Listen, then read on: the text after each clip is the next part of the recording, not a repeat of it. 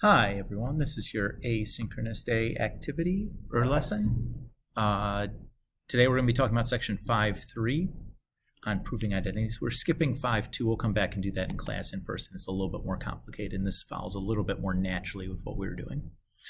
So to prove an identity, I have 6 pieces of advice for you.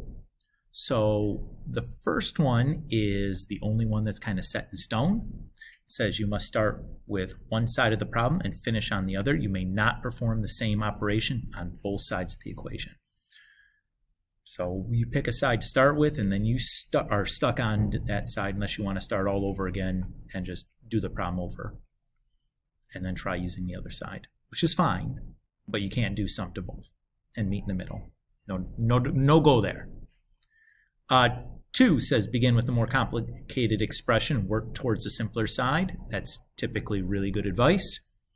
3, if you get stuck, convert everything into sines and cosines. Also excellent advice. 4, combine fractions by getting a common denominator. If you're adding or subtracting 2 fractions, got to do it. The identity a plus b times a minus b is equal to a squared minus b squared is very useful. It's especially helpful to get to set up Pythagorean identities. 6, always be mindful of your target expression that you're working towards. All right, so let's begin. So I have 3 examples for you guys. All right, so I look at this first one. These look like equally complicated sides, so it doesn't really matter whether you'd want to start on the first side or the second side. If I look at these, there's already in terms of sines and cosines. There's no fraction to combine because I only have one fraction on each side. 5 is an interesting one. It says combine the identity a plus b times a minus b equal to a squared minus b squared is very useful. That's probably the one that I'm most interested in. And I would probably do it. Let's just start on the left-hand side. I would multiply the top and bottom by 1 plus sine n.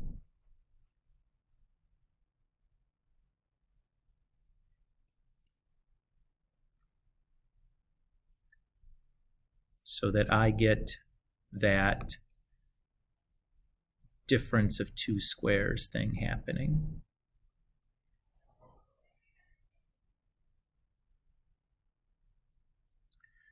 So when I multiply these fellas together, I get 1 minus sine squared n, and then I have cosine n times 1 plus sine n.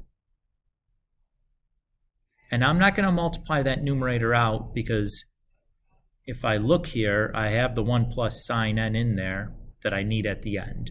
So at some point, I know I'm going to have to reduce that cosine out of there to get rid of it. So I'm just going to leave it in that factored form. Okay. The observation I want to make is in the denominator, and I see that 1 there. And I say, aha! I know what 1 is. 1 is sine squared plus cosine squared.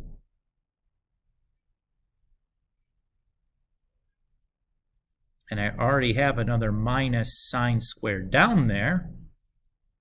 So those guys can cancel out. And I'm left with then just a cosine squared on the bottom. So now I can reduce those. And I have 1 over sine n over, or 1 plus sine n over cosine n, which is exactly where I needed to end up. So I'm done. That little filled in box is like the period at the end of your proof. Are there more than one way of doing this? Sure. Was this one possible way? Yes. Is it probably the easiest way? Yeah. Okay. Moving on to example 2. In example 2, I noticed right away, well, the left-hand side certainly seems a more complicated side. There's a lot of stuff going on there. That's where I'll start. And I noticed right away up here a difference of 2 squares situation. So let's just start by multiplying that out. So I get a squared minus b squared And then again, ooh, I see a 1. So I'm thinking Pythagorean identity. 1 is sine squared plus cosine squared.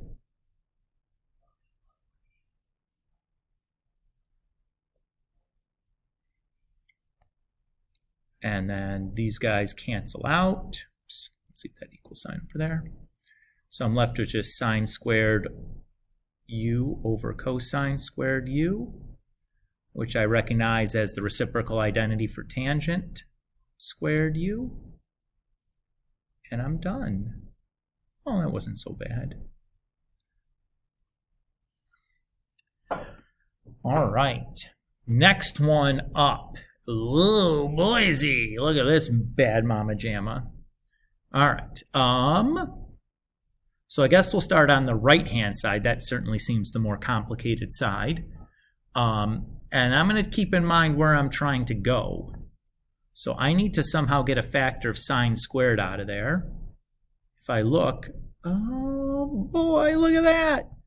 I already see right away a factor of sine squared alpha that I can pull out of there. And I'm super excited about that.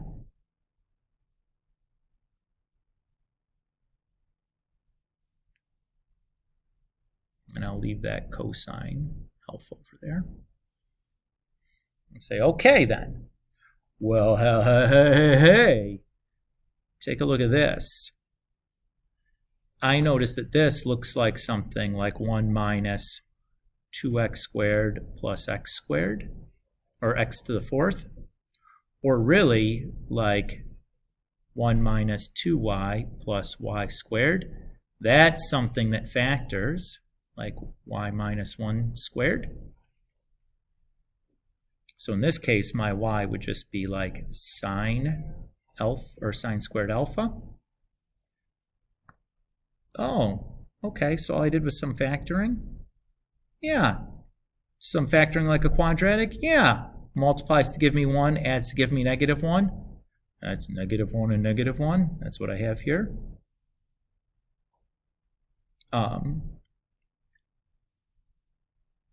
So, except, you're close, Mr. Kulik. Really, you meant 1 minus y here, though, right? Yes, I did, of course. Of course I did.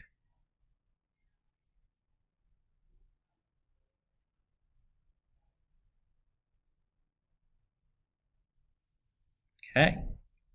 And oh, look at the number 1. I'm thinking sine squared plus cosine squared here, in particular because I'm also subtracting something squared from it. Ooh, boy. Now we're cooking with some gas. So this one, it's really easy to lose stuff or leave stuff behind. Don't forget your squared there. Those sine squared and minus sine squared are going to cancel each other off. Now I'm left with cosine squared squared.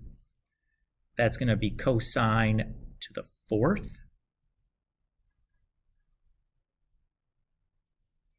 And cosine to the 4th times cosine is just cosine to the 5th.